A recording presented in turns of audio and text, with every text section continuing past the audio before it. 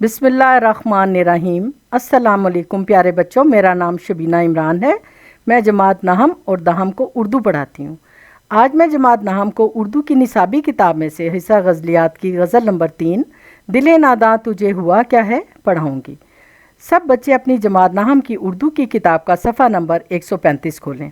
نصابی کتاب کے ساتھ ساتھ ضروری ہے کہ سب بچے پینسلیں اور نوٹ بکس بھی اپنے ساتھ رکھیں تاکہ اہم نکات نوٹ کر سکیں۔ ہیں اور بھی دنیا میں سخنور بہت اچھے، ہیں اور بھی دنیا میں سخنور بہت اچھے، کہتے ہیں کہ غالب کا ہے انداز بیاں اور۔ جی ہاں، مرزا غالب کی ہستی کسی تعارف کی محتاج نہیں۔ وہ ایسے شاعر ہیں جن پر شاعری خود ناز کرتی ہے۔ ان کی عظمت کو ہر زمانے میں تسلیم کیا گیا ہے۔ سب سے پہلے ہم مرزا اسد اللہ خان غالب کا تعارف پڑھیں گے۔ یہ تمام تعارف میں آپ کو ہیڈنگز کی مدد سے کراؤں گی تاکہ آپ کے لیے یاد کرنا آسان ہو۔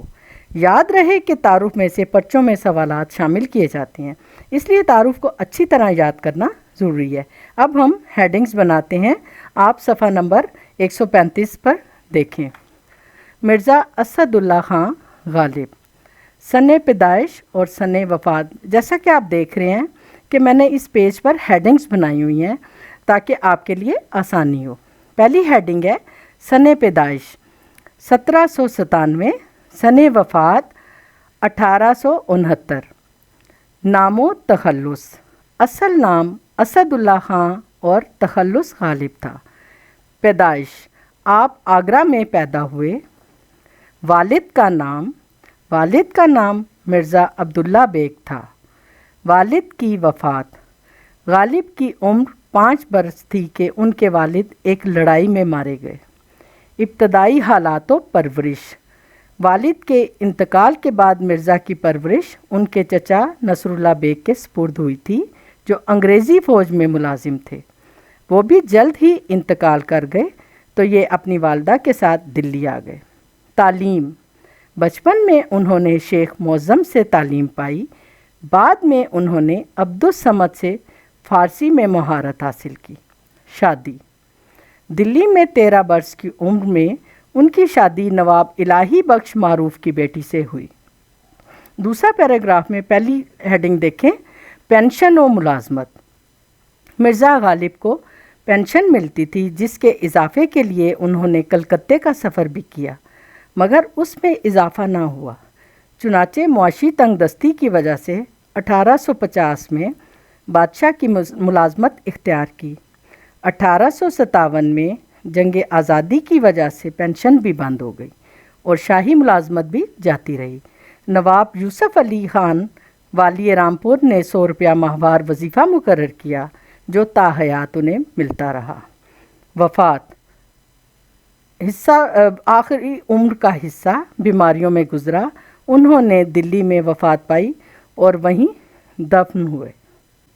شاعری، غالب نے اردو اور فارسی دونوں زبانوں میں شاعری کی۔ اردو شاعری میں ان کا مقام بہت بلند ہے جسے سب نے تسلیم کیا ہے۔ وہ بہت زیادہ وسعت نظر رکھتے تھے۔ غالب ہر دور کے اہم شاعر ہیں۔ ان کی فنی عظمت کو ہر ایک نے سراہا ہے۔ ان کی ہماگیر شخصیت کی طرح ان کی شاعری میں بھی بڑا تنوع اور بو کلمونی پائی جاتی ہے۔ تنوع سے مراد ہے قسمیں، مختلف قسمیں، اور بو کلمونی سے مراد ہے رنگا رنگی۔ ان کے ہاں موضوعات کا ایک لامتناہی سلسلہ نظر آتا ہے۔ ان کی اردو غزل مضامین کی رنگا رنگی، وسعت نظر، تخیل کی بلندی، پہلو داری، معنی آفرینی، نادر تشبیہات و استعارات، نئے نئے الفاظ و تراکیب، طنز و ظرافت، آفاقیت اور جدت ادا کی بدولت بہت اعلیٰ پائے کی ہے۔ ان خصوصیات کی بدولت انہیں اردو شاعروں کی صف اولین میں ممتاز جگہ ملی۔ اب آپ نے بیٹا دیکھا ہے کہ یہاں ان کی شاعری کی خصوصیات بتائی گئی ہیں۔ اب شاعری کی خصوصیات میں ان کی آئی ہیں کہ رنگا رنگی، وسعت نظر، یعنی رنگا رنگی مختلف قسم کے رنگ پائے جاتے ہیں اور ان کی نظر میں بہت وسعت تھی۔ تخیل کی بلندی سے مراد ہے خیالات بہت بلند تھے۔ پہلو داری یعنی دو رخی بات کرتے تھے، زو معنی بات کرتے تھے۔ معنی آفرینی یعنی عمدہ مفاہیم آپ لکھتے تھے۔ نادر تشبیہات و استعارات नायाब किस्म के तशबीहात व इस्तारात आप इस्तेमाल करते थे। नए नए अल्फाज व तराकीब, तंज़ो ज़राफ़त, आफाकियत, आलमगीरी और जिद्दत अता। जिद्दत अदा से मुराद है नयापन। इसकी बदौलत आपकी जो शायरी है उसको शायरों की सफ़े अव्वलीन में मुमताज़ जगह मिली है। आखिरी पैराग्राफ में देखें तसानीफ़। गालिब की अहम तसानीफ़ में दीवाने गालिब उर्दू, दीवाने फ़ारसी, गुलेराना, मेहर नीमरोज़, दस्तबनू, काते बुरहान, लताइफ़ गैबी, कादिर नामा, औदे हिंदी और उर्दू मोहल्ला शामिल हैं। तो आपको जो ये मैंने हेडिंग्स बनवाई हैं यही सवालात हैं। अगर आप देखें जैसे सने पैदाइश, सने वफ़ात, तो सवाल आता है कि गालिब की सने पैदाइश और सने वफ़ात क्या है। फिर नामो तखल्लुस, मिर्ज़ा गालिब का नाम, असल नाम और तखल्लुस क्या था। फिर पैदाइश, आप कहाँ पैदा हुए। वालिद का नाम, वालिद का नाम क्या था। वालिद की वफ़ात, कहाँ किस लड़ाई में हुई। इब्तदाई हालात और परवरिश में सवाल आ सकता है कि उनके इब्तदाई हालात कैसे थे और उनकी परवरिश किसने की। फिर तालीम व तरबियत, कि उन्होंने किससे तालीम हासिल की। फिर है नेक्स्ट हेडिंग शादी, उनकी शादी किससे हुई। नेक्स्ट हेडिंग जो है पेंशन और मुलाजमत, कि आपको कौन पेंशन देता था और आपने कहाँ कहाँ मुलाजमत इख्तियार की। फिर है इंतकाल, कि आपका इंतकाल किस शहर में हुआ और कब हुआ। और शायरी की खुसूसियात, शायरी की खुसूसियात, ये सवाल बहुत ज़्यादा इम्पोर्टेंट है। इस शायरी की खुसूसियात आपने बहुत अच्छी तरह याद करनी है। नेक्स्ट है तसानीफ़। तसानीफ़ आपने इनकी ज़रूर याद करनी है, ये अक्सर सवाल आ जाता है। तो शायरी की खुसूसियात को आपने बहुत अच्छी तरह याद करना है। अभी हमने मिर्ज़ा गालिब का तारुफ हेडिंग्स के साथ पढ़ा। अब मैं आपको मिर्ज़ा गालिब की गज़ल दिल नादां तुझे हुआ क्या है पढ़ाऊँगी। सबसे पहले मैं इस गज़ल के मकासद तदरीस पढ़ाऊँगी, फिर गज़ल के मुश्किल अल्फाज के मानी बताऊँगी, फिर इस गज़ल के तमाम अशार की तशरीह समझाऊँगी। अब आप अपनी निसाबी किताब का सफ़ा नंबर 136 खोलें, उस पर ये गज़ल तहरीर की गई है। सबसे ऊपर मकासद तदरीस तहरीर किए गए हैं, जैसा कि आप स्क्रीन पर देख रहे हैं। मकासद तदरीस, मकासद तदरीस से मुराद है इस गज़ल को पढ़ाने के मकासद, या यूँ कहिए कि इस गज़ल को पढ़कर आपको मिर्ज़ा गालिब के बारे में कौन कौन सी मालूमात हासिल होंगी। पहला मकसद है सबसे पहले तलबा को मिर्ज़ा गालिब की शायराना अज़मत से रोशनास कराना, यानी ये बताना कि वो कितने अजीम शायर थे, उनकी अजीम शायरी के बारे में आपको बताना। दूसरा मकसद है तलबा को मिर्ज़ा गालिब के अंदाज़े बयां से मुतारिफ़ कराना कि मिर्ज़ा गालिब का अंदाज़े बयां कितना मौसर और दिलकश था। तीसरा है गालिब के दौर में गज़ल ने जो दर्जा ब दर्जा तरक्की की उसके बारे में आपको बताना। चौथा है गालिब के शायराना मौज़ूआत की भू कलमूनी यानी रंगारंगी, वैरायटी, मुख्तलिफ़ किस्मों के बारे में तलबा को मालूमात फ़राहम करना। ये थे मकासद तदरीस, यानी इस गज़ल को पढ़ाने के मकासद। तलबा के लिए ज़रूरी है कि वो तदरीसी मकासद भी याद करें, क्योंकि पर्चों में तदरीसी मकासद के बारे में भी सवाल आ सकता है। अब मैं आपको इस गज़ल की तशरीह कराऊंगी। तशरीह के लिए ज़रूरी है कि पहले गज़ल के मुश्किल अल्फाज के मानी किए जाएं, लिहाजा पहले हम मुश्किल अल्फाज को अंडरलाइन करके उनके मानी भी करेंगे।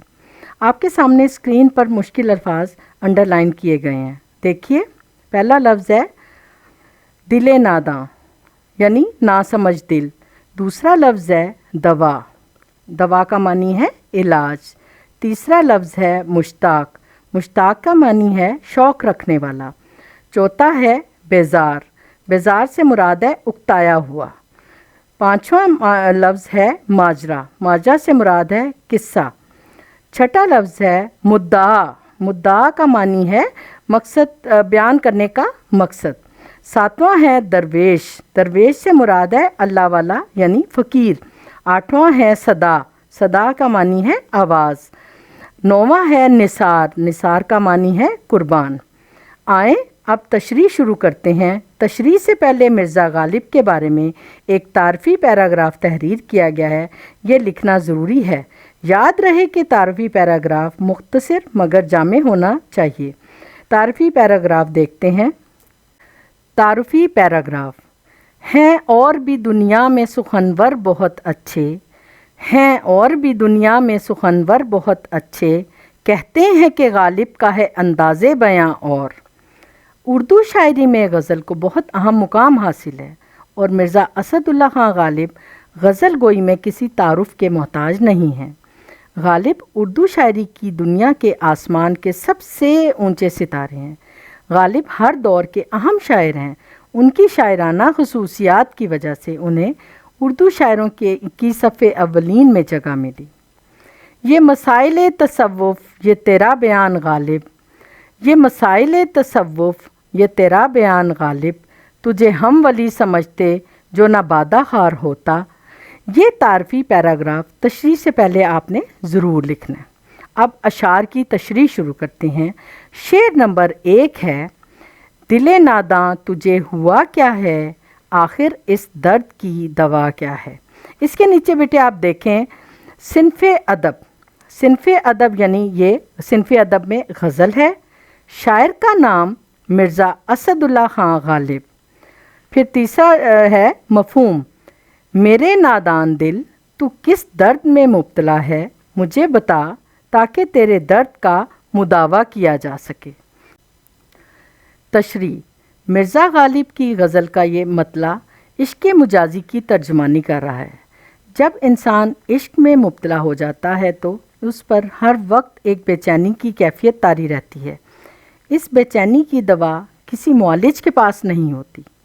تشریح طلب شعر کے پہلے مصرعے میں غالب اپنی دلی کیفیت کو سوالیہ انداز میں بیان کر رہا ہے۔ وہ اپنے دل سے مخاطب ہو کر پوچھتا ہے کہ اے میرے نادان دل، تو کس روگ میں مبتلا ہے، تجھے کون سی بیماری ہے، تو ہر وقت بے چینی اور اضطراب میں کیوں مبتلا رہتا ہے؟ تم نے مجھے بھی بے چین کیا ہوا ہے۔ تیری بے چینی کی وجہ سے مجھے بھی نیند نہیں آتی، میں ہر وقت پریشان و بے قرار رہتا ہوں۔ دوسرے مصرعے میں شاعر پھر سوالیہ انداز میں کہتا ہے کہ آخر اس بے چینی اور درد کا علاج کیا ہے؟ کوئی ایسی دوا ہو جو میں استعمال کروں تو سکون ملے۔ شاعر کا دل عشق بھی کرتا ہے اور دوا بھی طلب کرتا ہے، حالانکہ عشق ایک علاج مرض ہے۔ ایک اور جگہ پر غالب اسی طرح کا خیال پیش کرتے ہوئے کہتے ہیں: درد ہو دل میں تو دوا کیجئے، درد ہو دل میں تو دوا کیجئے، دل ہی جب درد ہو تو کیا کیجئے۔ شعر نمبر 2: ہم ہیں مشتاق اور وہ بیزار، یا الہی یہ ماجرا کیا ہے۔ صنف ادب غزل۔ شاعر کا نام مرزا اسد اللہ خان غالب۔ مفہوم: ہم تو محبوب کے دیدار کے خواہش مند ہیں، لیکن وہ ہم سے اکتایا ہوا ہے، اللہ جانتا ہے اس میں کیا راز ہے۔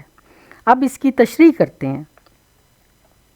اردو کی غزلیہ شاعری میں محبوب کا روٹھنا اور منانا ہمیشہ سے ایک اہم موضوع رہا ہے۔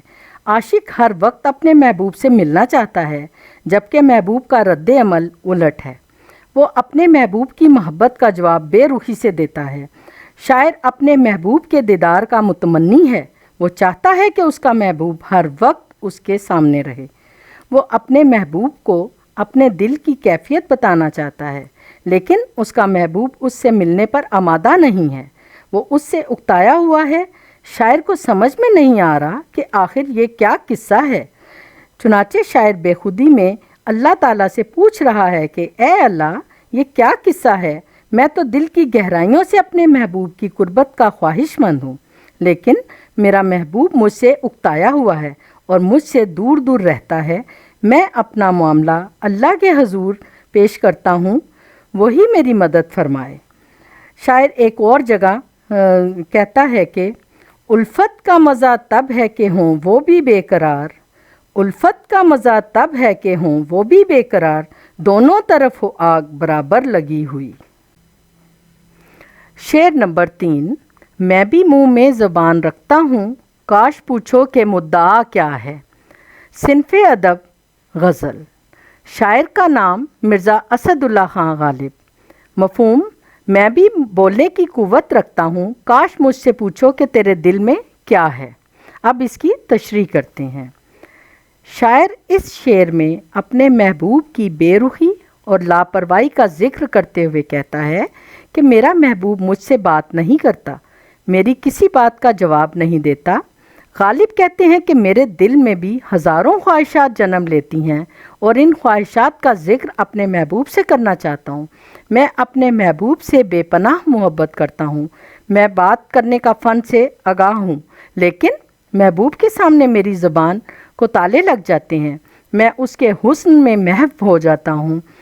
میرا محبوب میری اس کیفیت سے غافل ہے، اس لیے شاعر حسرت سے کہتا ہے کہ کاش میرا محبوب مجھ سے میرے دل کا حال پوچھے کہ میرے دل میں اس کے لیے کیا کیا خواہشات ہیں۔ کاش میرے دل کی تڑپ اور بے چینی کو سمجھے اور میرے اضطراب کی وجہ ختم کر دے۔ بقول ایک اور شاعر، یہ دستور زباں بندی کیسا ہے تیری محفل میں، یہ دستور زباں بندی کیسا ہے تیری محفل میں، یہاں تو بات کرنے کو ترستی ہے زباں میری۔ شعر نمبر 4۔ ہم کو ان سے وفا کی ہے امید جو نہیں جانتے وفا کیا ہے۔ صنف ادب غزل، شاعر کا نام مرزا اسد اللہ خان غالب اور مفہوم، ہم اس سے امید وفا لگائے بیٹھے ہیں جو وفا کے معنی و مفہوم سے بھی ناآشنا ہے۔ اب ہم اس کی تشریح کرتے ہیں۔ شاعر اس شعر میں کہتا ہے کہ میری نادانی کا اندازہ اس بات سے لگا لیں کہ میں اپنے محبوب سے وفا کے بدلے وفا چاہتا ہوں، جبکہ میرا محبوب تو وفا کے نام سے بھی واقف نہیں، پھر بھلا وہ وفا کی اہمیت اور تقدس کو کیسے پہچانے گا؟ شاعر کے نزدیک اس کا محبوب معاملات مہر و محبت سے عاری ہے، اسے خبر ہی نہیں کہ وفا کہتے کسے ہیں، وہ ہر کسی سے بیگانہ و بے وفا ہے۔ ہر انسان چاہتا ہے کہ وہ جس سے محبت کرے وہ دل و جان سے اس سے بھی محبت کرے۔ اگر محبت کا جواب بے رخی اور سنگ دلی سے دیا جائے تو یہ درست نہیں۔ اسی طرح شاعر نے بھی ایسی جگہ دل لگا لیا ہے جہاں سے اسے وفا کی کوئی امید نظر نہیں آتی۔ حقیقت یہ ہے کہ وفا سے ناآشنا لوگ وفا نہیں کر سکتے۔ بقول ایک شاعر، تجھ سے پاسے وفا ذرا نہ ہوا، تجھ سے پاسے وفا ذرا نہ ہوا، ہم سے پھر بھی تیرا گلہ نہ ہوا۔ شعر نمبر 5۔ ہاں بھلا کر تیرا بھلا ہوگا اور درویش کی صدا کیا ہے۔ صنف ادب غزل، شاعر کا نام مرزا اسد اللہ خان غالب، مفہوم، فقیر کی تو یہی صدا ہے کہ بھلا کر تاکہ تیرے ساتھ بھی بھلا ہو۔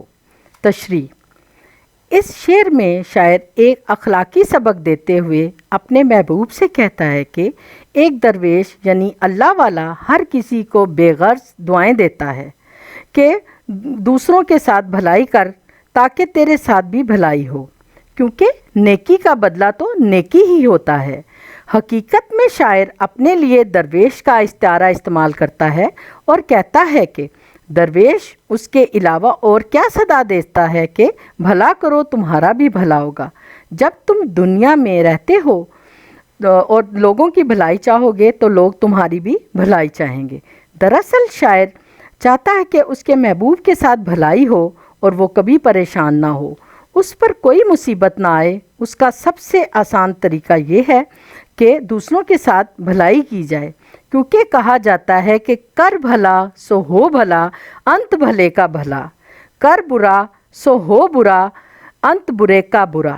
چنانچہ شاعر اپنے محبوب کی بہتری کے لیے یہی چاہتا ہے اور یہی صدا لگا رہا ہے، اور صدا لگاتے ہوئے کہتا ہے، فقیرانہ آئے صدا کر چلے، میاں خوش رہو ہم دعا کر چلے۔ شعر نمبر 6۔ جان تم پر نثار کرتا ہوں، میں نہیں جانتا دعا کیا ہے۔ صنف ادب غزل، شاعر کا نام مرزا اسد اللہ خان غالب، مفہوم، میں اپنی جان تم پر قربان کرتا ہوں، میں صرف دعا کرنا نہیں جانتا۔ تشریح، عشق میں بے خوف و خطر چاہیے، عشق میں بے خوف و خطر چاہیے، جان دینے کو جگر چاہیے۔ یہ بہت پیارا شعر ہے۔ اس میں شاعر اپنے محبوب سے بے پایاں محبت کا اظہار کر رہا ہے۔ شاعر کہتا ہے کہ میں اپنے محبوب کی چاہت میں دیوانہ وار قربان ہونے کو تیار ہوں، ہر امتحان پر پورا اترنے کا حوصلہ رکھتا ہوں۔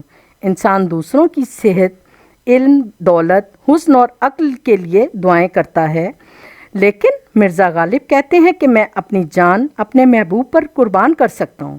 میں صرف دعائیں دینے اور دعائیں مانگنے کا قائل نہیں، بلکہ محبوب کی خوشی کے لیے اپنی جان بھی قربان کر سکتا ہوں۔ محبت کا پودا قربانی کی کرنوں سے پروان چڑھتا ہے، اسی لیے شاعر کہتا ہے کہ میں زبانی باتوں سے کام نہیں چلاتا، بلکہ محبت میں خود کو اپنے محبوب پر قربان کر دوں گا۔ واقعی سچی محبت میں ایسی طاقت ہے جس کے لیے انسان اپنی جان جیسی قیمتی چیز بھی قربان کر سکتا ہے۔ عقل والوں کے نصیبوں میں کہاں ذوق جنوں، عقل والوں کے نصیبوں میں کہاں ذوق جنوں، یہ عشق والے ہیں جو ہر چیز لٹا دیتے ہیں۔ شعر نمبر 7۔ میں نے مانا کہ کچھ نہیں غالب، مفت ہاتھ آئے تو برا کیا ہے۔ صنف ادب غزل، شاعر کا نام مرزا اسد اللہ خان غالب۔ مفہوم: میں تسلیم کرتا ہوں کہ میری کوئی اہمیت نہیں، پھر بھی اگر بے دام تم کو مل جاؤں تو اس میں کیا برائی ہے۔ تشریح: غزل کے مقطع میں شاعر نے اپنی کم مائگی کا اظہار کیا ہے۔ بچوں، آپ کو پتہ ہے کہ مقطع کیا ہوتا ہے؟ مقطع غزل کا آخری شعر، وہ شعر جس میں شاعر اپنا تخلص استعمال کرے۔ کیا مجھے آپ بتا سکتے ہیں کہ جس مقطع میں، جس آخری شعر میں شاعر اپنا تخلص استعمال نہیں کرتا تو اس کو آپ کیا کہتے ہیں؟ اس کو آپ مقطع نہیں کہیں گے بلکہ غزل کا آخری شعر کہیں گے۔ چنانچہ اس شعر میں شاعر عاجزی سے کام لیتے ہوئے کہتا ہے کہ میں ایک ادنا سا انسان ہوں، میری کوئی حیثیت اور اہمیت نہیں، لیکن میں اپنے محبوب سے بے انتہا محبت کرتا ہوں۔ میں محبت کی دولت سے مالا مال ہوں۔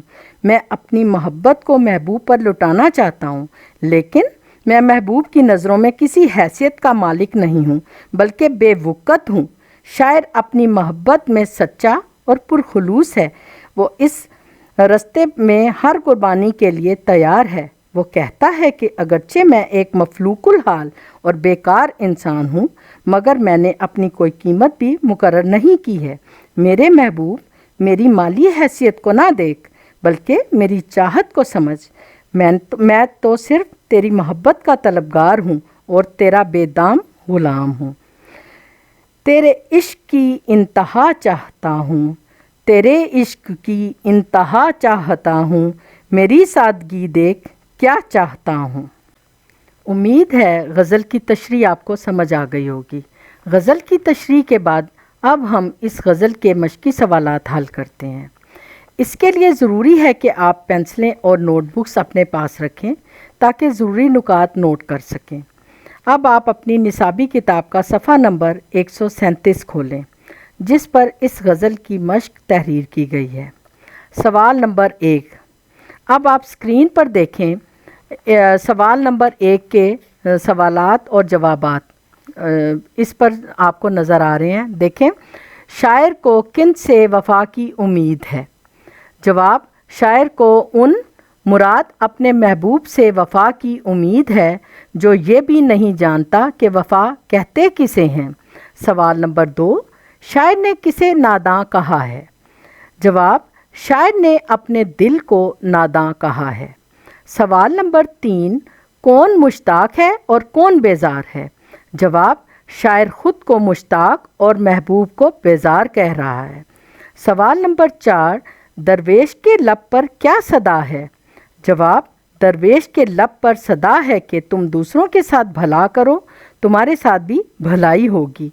سوال نمبر 5، غالب نے مقطع میں محبوب کو اپنی کیا قیمت بتائی ہے؟ غالب نے مقطع میں محبوب سے کہا ہے کہ میری کوئی قیمت نہیں ہے۔ اچھا، इस सवाल नंबर 1 के जो 5 जुज़ हैं इनके जवाबात भी मैंने आपको बताए हैं। अब इसके नीचे आप देखें स्क्रीन पर इजाफी सवालात। ये तमाम वही सवालात हैं जो मैंने आपको पहले हालात ज़िंदगी में भी बताए हैं। आपने इनको अच्छी तरह से याद कर लेना है। आए अब हम किताब का सफ़ा नंबर 137 देखते हैं और उसमें सवाल नंबर 2। दर्जे झैल के मानी लिखें और जुमलों में इस्तेमाल करें। देखें इसमें पहला लफ्ज़ है दिल नादां, दूसरा मुश्ताक, तीसरा बेजार, चौथा माजरा, पांचवा मुद्दा और छठा सदा। ये तमाम अल्फाज के मानी मैं आपको पहले करवा चुकी हूँ। अब आप ये करना है कि इनको जुमलों में इस्तेमाल करना है। बच्चों ये आपका होमवर्क है। ये आपने अपनी नीट लिटरेचर की कॉपीज़ पर ये सारा काम करना है। अब देखें सवाल नंबर 3। इस गज़ल के दूसरे शेर में मुश्ताक और बेजार के अल्फाज आए हैं। ये मानवी एतबार से एक दूसरे की ज़िद हैं। ऐसे अल्फाज मुतज़ाद अल्फाज कहलाते हैं। मुंदरजा झैल अल्फाज के मुतज़ाद लिखिए। अब ये सारे अल्फाज देखें, इनके मैं आपको मुतज़ाद करवाती हूँ। अब आप अपनी नोटबुक्स में इनके मुतज़ाद लिख लें। नादान का मुतज़ाद है दाना। दिन का मुतज़ाद है रात। नेकी का मुतज़ाद है बदी। मौत का मुतज़ाद है ज़िंदगी और आज़ाद का मुतज़ाद है ग़ुलाम। आपने यकीनन इसके मुतज़ाद लिख लिए होंगे। ये भी आपने अपने नीट उर्दू लिटरेचर की कॉपीज़ पर करना है। अब सवाल नंबर 4 है। मुंदरजा झैल अल्फाज पर इराब लगाकर तलफ़्फ़ुज़ वाज़े कीजिए। ये अल्फाज मैं आपको एक दफ़ा तलफ़्फ़ुज़ के साथ पढ़ के सुनाती हूँ। आपका ये होमवर्क है। आपने अपनी लुग़त निकालनी है, उर्दू लुग़त, और उसमें से ये इराब आपने तलाश करके लिखने हैं और ये सवाल आपने अपनी नीट कॉपी पर करना है। मुश्ताक, मुद्दआ, वफ़ा, सदा, निसार। अब आपने बच्चों ये मेरे अल्फाज अदायगी सुनी अल्फाज की, तो देखें इसके हिसाब से ही आपने इराब लगाने हैं और आपने उर्दू लुग़त में से ये इराब तलाश करके अपनी कॉपीज़ पर करना है। अब देखें सवाल नंबर 5। इस गज़ल में जो काफ़िये आए हैं उन्हें तरतीबवार अपनी कापी पर लिखें। बच्चों आपने काफ़िया की तारीफ़ पहले पढ़ी है, तो मैं आपको दोबारा ये तारीफ़ बता देती हूँ। शेर के आखिर पर आने वाले हम आवाज़ अल्फाज को काफ़िया कहा जाता है। हर शेर में काफ़िया तब्दील होता है, ताहम इसकी सौत यानी आवाज़ एक जैसी रहती है। तो इस गज़ल में जो कवाफ़ी हैं उसको हम देखते हैं। आए पीछे सफ़ा नंबर 136 पर। यहाँ आप देखें, मैंने स्क्रीन पर आपको जैसा कि नज़र आ रहा होगा, मैंने ये जो कवाफ़ी हैं उनके गिर्द दायरे लगाए हुए हैं। पहला है हुआ, दूसरा है दवा, तीसरा है माजरा, चौथा है मुद्दआ, पांचवा है क्या, छठा है सदा, सातवां है दुआ और आखिरी है क्या। अब आपने देख लिए हुआ, दवा, माजरा, मुद्दआ, क्या, सदा, दुआ और क्या। ये सारे आपके कवाफ़ी हैं। अब देखें सवाल नंबर 6। कॉलम अलिफ में दिए गए अल्फाज को कॉलम बे के मुतलका अल्फाज से मिलाएं। कॉलम अलिफ और कॉलम बे, ये देखें, ये आपके सामने कॉलम अलिफ और कॉलम बे में मुख्तलिफ अल्फाज लिखे हैं। कॉलम अलिफ में है दर्द। दर्द दवा के साथ जाता है, इसका कॉलम बे में देखें दवा। मुश्ताक, बेजार। मुँह, ज़बान। दरवेश, सदा। जान और निसार। दोबारा सुन लें, दर्द, दवा, मुश्ताक, बेजार, मुंह, ज़बान, दरवेश, सदा, जान, निसार। ये था आपका सवाल नंबर 6। अब सवाल नंबर 7, अगला सफ़ा निकालें 138। मतन के मुताबिक दुरुस्त लफ्ज़ की मदद से मिसरे मुकम्मल करें। अभी हमने ये गज़ल पढ़ी है, क्या बच्चों आपको ये अल्फाज आ गए हैं, ये गज़ल याद हो गई है? देखते हैं, चलें जी। डैश नादां तुझे हुआ क्या है, क्या आप मुझको बता सकते हैं कि ये क्या है? चलें मैं बता देती हूँ।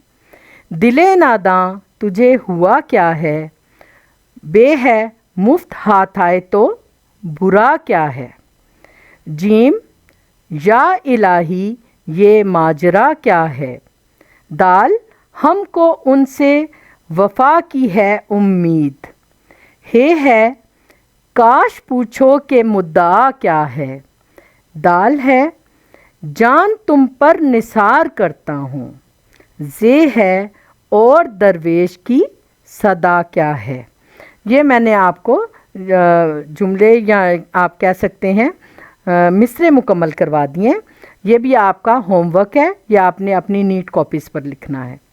आगे है सवाल नंबर 8। दर्जे झैल में से मुज़क्कर और मोनस अल्फाज अलग अलग करें। इसके लिए बेटे आपने 2 कॉलम बनाने हैं। एक के ऊपर लिखना है मुज़क्कर अल्फाज और दूसरे पर आपने लिखना है मोनस अल्फाज।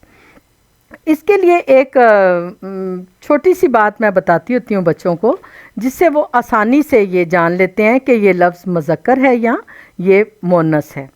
मैं उनको कहती होती हूँ कि आप देखें किसी लफ्ज़ के साथ होता और होती लगाकर, मसलन दिल, दिल क्या होता है या होती है?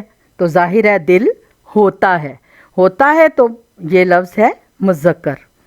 सदा, अब सदा होती है या होता है? सदा होती है, इसलिए ये लफ्ज़ है मोन्नस। जान, जान होती है या होता है? जान होती है। मुद्दा होता है या होती है? यकीनन मुद्दा होता है। दुआ, दुआ होती है या होता है? दुआ ज़ाहिर की जाती है दुआ, तो ये मुन्नस है। माजरा, माजरा होता है या होती है? यकीनन माजरा होता है, तो ये है मुज़क्कर। चुनाचे अब हमने ये अल्फाज अलग किए। ये भी आपका होमवर्क है, ये आपने अपनी नीट कॉपीज़ पर करना है। अब आखिरी सवाल एक रहता है, वो है कनाया। ये मैं आपको बता देती हूँ, इसमें से मुख्तलिफ़ सवालात आते हैं। इसकी ख़ास तौर पर तारीफ़ आती है, यहाँ इसकी मिसालें आती हैं कि इन मिसालों में से आप कनाए की पहचान करें। कनाया, कनाया के लुग़वी मानी छुपी हुई बात करने के हैं। अच्छा बेटे, कनाया का एक और मानी इशारा करने के भी हैं। ये भी आप अपनी नोटबुक्स में लिख लें कि कनाया का एक और मानी इशारा करना भी होता है। इस्तिलाह में कनाया ऐसे लफ्ज़ या लफ्ज़ों के मजमूए को कहा जाता है जो मुजाजी या गैर हकीकी मानों के लिए इस्तेमाल किए जाएं। कनाया के मुजाजी मानी लुग़वी मानी से कुछ ना कुछ ताल्लुक़ रखते हैं, मगर ये ताल्लुक़ तशबीह का नहीं होता। कनाया की चंद मिसालें देखें। अब ये कनाया के आप मानी याद कर लें, यानी ऐसे सवाल आ सकता है कनाया के लुग़वी मानी क्या हैं? तो कनाया के लुग़वी मानी छुपी हुई बात है, और कनाया का मानी इशारा करने के भी होते हैं। इस्तिलाह में कनाया से क्या मुराद है? इस्तिलाह में कनाया ऐसे लफ्ज़ या लफ्ज़ों के मजमूए को कहा जाता है जो मुजाजी या गैर हकीकी मानों के लिए इस्तेमाल किए जाएं। कनाया के मुजाजी मानी लुग़वी मानी से कुछ ना कुछ ताल्लुक़ रखते हैं, मगर ये ताल्लुक़ तशबीह का नहीं होता। अब आइए देखते हैं कनाया की चंद मिसालें। अलिफ, उसको काले ने काटा। अब काला यहाँ सांप का कनाया है, यानी काला सांप के लिए कनाये के तौर पर इस्तेमाल हुआ है। बेटे को अरसे बाद देखकर माँ का कलेजा ठंडा हुआ।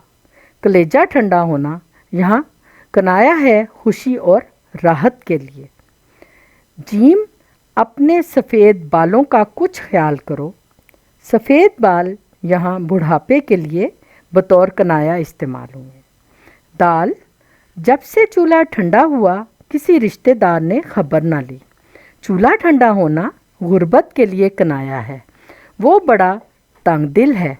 तंग दिल घटिया और कंजूस आदमी के लिए कनाया इस्तेमाल हुआ है। उम्मीद है आपको मश्की सवालात के जवाबात मुकम्मल तौर पर समझ आ गए होंगे और जो सवालात मैंने होमवर्क के तौर पर दिए हैं आप उन्हें अपने उर्दू अदब के नीट रजिस्टर्स में ज़रूर लिखें। मैं आपका ये होमवर्क चेक करूँगी। बच्चों, आज मैंने आपको मिर्ज़ा असदुल्ला ख़ां गालिब की गज़ल दिले नादां तुझे हुआ क्या है पढ़ाई है।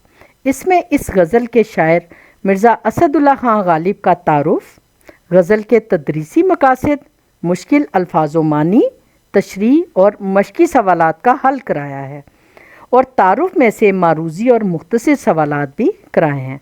उम्मीद है आपको ये गज़ल मुकम्मल तौर पर समझ आ गई होगी। आप सबका बहुत शुक्रिया। आखिर में मेरी अल्लाह ताला से ये दुआ है कि अल्लाह हम सब को सलामत रखे और अपने हिफ्ज़ो अमान में रखे और पूरी दुनिया पर अपनी रहमत नाज़िल फरमाए। आमीन सुम्मा आमीन।